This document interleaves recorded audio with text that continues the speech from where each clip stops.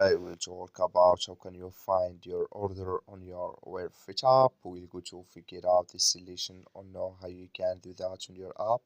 So you just follow these ways, then it's going to work with you. All you have to do inverse.